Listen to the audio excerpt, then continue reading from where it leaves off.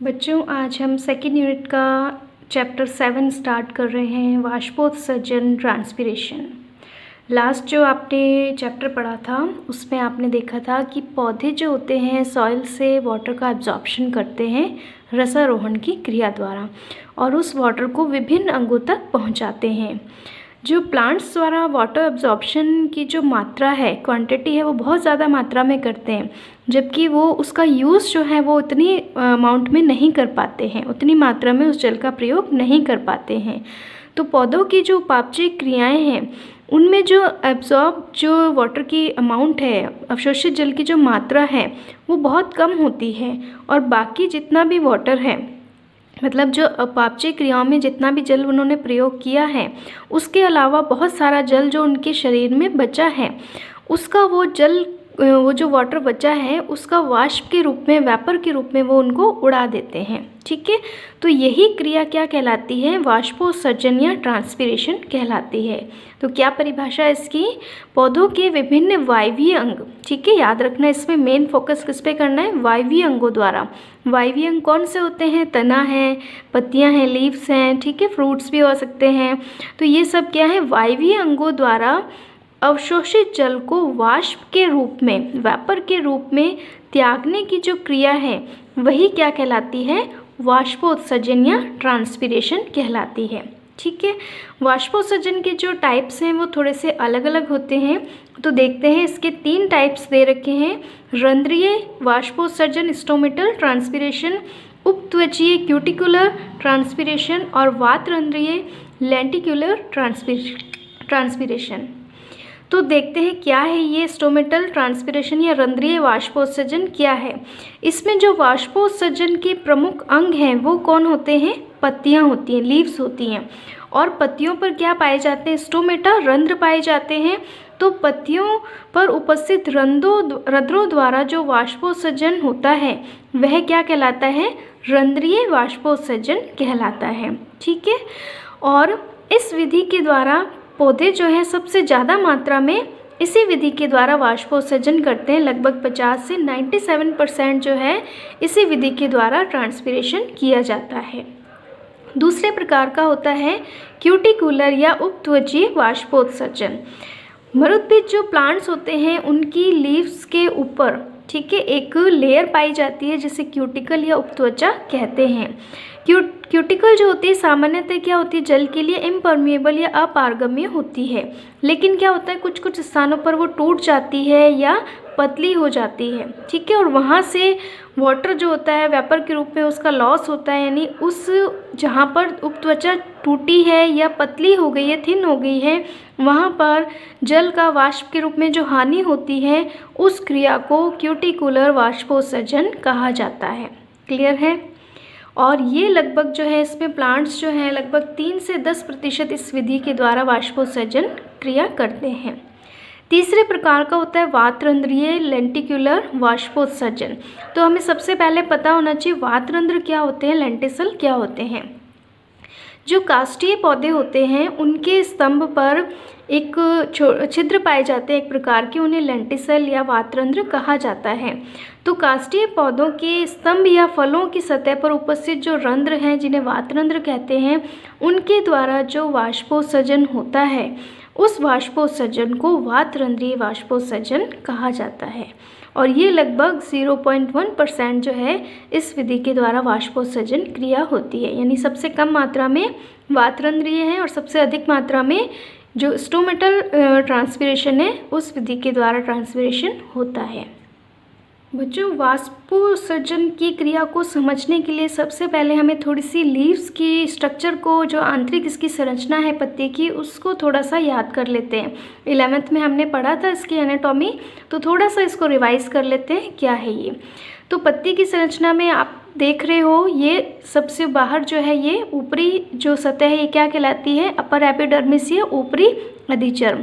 और नीचे भी एक लेयर पाई जाती है जिसे लोअर एपिडर्मिस या निचली अधिचर्म कहा जाता है। ठीक है, लोअर एपिडर्मिस और अपर एपिडर्मिस के बीच में जो उत्तक मौजूद होता है उसे लीफ मेसोफिल या पर्ण मध्योतक कहते हैं। ठीक है, पर्ण मध्योतक जो है खम्भ उत्तक, पैलिसेड टिश्यू और स्पंजी मृदुतक, स्पॉन्जी पैरेन्काइमा। इन दो से मिलके जब बना होता है, विभेदित होता है इनमें, और ये किन में पाया जाता है? डाइकोट्स में, द्विबीजपत्री पादपों में। जबकि पर्णमध्योतक एक समान किस में होता है? एक बीजपत्री पत्ती में। ठीक है, ये आपको याद होगा, 11th में आप पढ़ चुके हैं उसके बारे में। और अधिचर्म पर जो है छोटे छोटे छिद्र पाए जाते हैं, ऊपरी पे भी मिल सकते हैं और निचली अधिचर्म पर भी मिल सकते हैं, उन्हें स्टोमेटा या रंध्र कहा जाता है। ठीक है, ये रंध्र जो है इनका शेप अलग अलग होता है, कुछ में डंबल आकार के होते हैं और किस में पाए जाते हैं? मोनोकॉट में। और स्टोमेटा किडनी शेप के या बीन शेप के, सेम के बीज के आकृति के किस में होते हैं? डाइकोट में होते हैं, द्विबीजपत्री में होते हैं। ठीक है, तो इसमें आप लोग याद रखना, इसकी स्ट्रक्चर थोड़ी सी कैसी है। अब हम देखते हैं इनके जो स्टोमेटा है, अपर एपिडर्मिस और लोअर एपिडर्मिस दोनों पे मौजूद हो सकते हैं या किसी एक पे हो सकते हैं। तो इस आधार पर जो लीफ है वो 3 प्रकार की है: अधोरंध्री पत्ती, हाइपोस्टोमेटिक लीफ, उभयरंध्री एम्फिस्टोमेटिक और अधिरंध्री एपिस्टोमेटिक। ठीक है, जैसे इसका नाम है वैसे इसका अर्थ है। जो अधोरंध्री पत्ती है या हाइपोस्टोमेटिक लीव्स है, इसमें रंध्र केवल लोअर एपिडर्मिस यानी निचली सतह पर, पत्ती की केवल निचली सतह पर ही पाए जाते हैं। ठीक है, तो ऐसी पत्ती क्या कहलाती है? हाइपोस्टोमेटिक। हाइपो या अधो का मतलब होता है नीचे, और ये पाई जाती है इस प्रकार की, सेब, संतरा, इनमें ये इस प्रकार की लीफ इस प्रकार की पत्ती जो है ये पाई जाती है हाइपोस्टोमेटिक। इसे सेब प्रकार भी बोला जाता है, एप्पल टाइप। ठीक है, और मोस्टली ये पत्ती जो है किस में पाई जाती है? द्विबीजपत्री पादपों में। ठीक है, डाइकोट्स जो पादप होते हैं, प्लांट्स होते हैं, उनमें हाइपोस्टोमेटिक लीफ पाई जाती है। क्लियर है? दूसरी प्रकार की होती है उभय या एम्फिस्टोमेटिक। उभय का मतलब होता है दोनों। ठीक है, तो इसमें अपर एपिडर्मिस और लोअर एपिडर्मिस दोनों पर जो है स्टोमेटा पाए जाते हैं। क्लियर है? इस प्रकार की पत्ती जो है ये जई, मक्का या जितनी भी प्रकार की ग्रासेस हैं उनमें पाई जाती है, इसलिए इसके प्रकार को जो एम्फिस्टोमेटिक है उसे जई प्रकार, ओट टाइप भी बोलते हैं। ठीक है, और मोस्टली ये जो है एक बीजपत्री मोनोकोट प्लांट्स में पाई जाती है।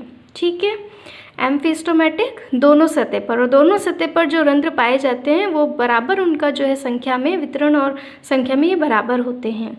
तीसरी प्रकार की अधि का मतलब होता है ऊपर, एपिस्टोमेटिक, यानी इसमें जो रंध्र मिलेंगे केवल अपर एपिडर्मिस में ही पाए जाते हैं। ठीक है, इस प्रकार की जो पत्तियां हैं ये जो हाइड्रोफाइट्स हैं, जो कि फ्लोटिंग हाइड्रोफाइट्स हैं, यानी जो उत्प्लावी जलोद्भिद होते हैं उनमें पाई जाती हैं। इसे वाटर लिली प्रकार भी बोला जाता है। ठीक है, क्योंकि वाटर लिली क्या है? एक उत्प्लावी जलोद्भिद है, या इसे कुमुदनी प्रकार भी बोलते हैं। ठीक है, और ये किस में पाई जाती है? प्लावी जलोद्भिद, फ्लोटिंग हाइड्रोफाइट्स में, क्योंकि नीचे जो है वो उनकी सतह जो होती है वाटर के संपर्क में रहती है, तो वहाँ पर रंध्र कोई काम के नहीं होते, इसलिए केवल अपर एपिडर्मिस पे ही इसमें रंध्र जो होते हैं वो एक्टिव होते हैं। तो 3 प्रकार की पत्तियाँ इस प्रकार हैं। ट्रांसमिनेशन की मैकेनिज्म को समझने से पहले हम उसकी स्टोमेटा की स्ट्रक्चर को अच्छे से समझ लेते हैं। सामने चित्र में आपको रंध्र की संरचना दिखाई दे रही है। रंध्र की जो संरचना यानी जो स्टोमेटा होते हैं, मुख्य रूप से 3 जो है उपकरणों के द्वारा या 3 जो है घटकों के द्वारा मिलकर ये रंध्र उपकरण बनता है। सबसे पहले इसमें है द्वार कोशिकाएं या गार्ड सेल, इन्हें रक्षक कोशिकाएं भी कहते हैं। ये आप देख रहे हो, इस प्रकार की ये द्वार कोशिकाएं जो होती हैं एक जोड़ी में पाई जाती हैं, यानी 2 होती हैं द्वार कोशिकाएं, और इनके बीच में जो उपस्थित छिद्र है यह रंध्र या स्टोमेटा कहलाता है। ठीक है, द्वार कोशिकाएं जो होती हैं, अभी आपको बताया था डाइकोट्स में जो है ये बीन शेप की या सेम के बीज के आकार की होती हैं, जबकि एक बीजपत्री में ये कैसी होती हैं? डंबल के आकार की होती हैं। द्वार कोशिकाओं या गार्ड सेल की जो इनर वॉल है, यानी जो भीतरी भित्ति यानी जो रंध्र की तरफ है, ठीक है, वो कैसे आपको दिखाई दे रही? मोटी दिखाई दे रही, क्योंकि ये मोटी होती है, जबकि जो इसकी बाहरी जो भित्ति है ठीक है। आउटर वॉल है वह कैसी होती है, जो कि सहायक कोशिकाओं के सामने होती है, वह पतली होती है। ठीक है, इसका एक रीज़न है क्योंकि जब इसमें वाटर आता है तो ये क्या होती है, फूलती हैं। अगर इनकी भित्ति एक समान होती तो ये चारों तरफ से फूलती और उसमें छिद्र नहीं बन पाता। तो इनकी जो इनर वॉल है वो मोटी है, जबकि आउटर क्या है, पतली है। तो आउटर जो होती है इनर की कंपैरिजन में ज़्यादा तेज़ी से फूलती है। तो एक खिंचाव उत्पन्न होता है और खिंचाव होने की वजह से रंध्र जो है वो खुल जाते हैं। ठीक है। और तीसरी इसमें जो घटक है रंध्र उपकरण का वो होता है सहायक कोशिकाएं या सब्सिडरी सेल। तो ये जो सहायक कोशिकाएं हैं ये अधिजन्म की अन्य कोशिकाओं से थोड़ी सी अलग होती हैं। बाकी इनमें जो है सामान्य जो कोशिका में घटक पाए जाते हैं, जितने भी कोशिकांग होते हैं वो सब इनमें पाए जाते हैं। और एक बात आपको और बता दें, इसमें आपको हमेशा याद रखना है, जब द्वार कोशिकाएं स्फीत अवस्था में होती है यानी फूली हुई अवस्था में होती हैं, जब छिद्र जो होता है वो खुला रहता है, जबकि इसमें आप देख रहे हो ये रंध्र बंद है इसमें।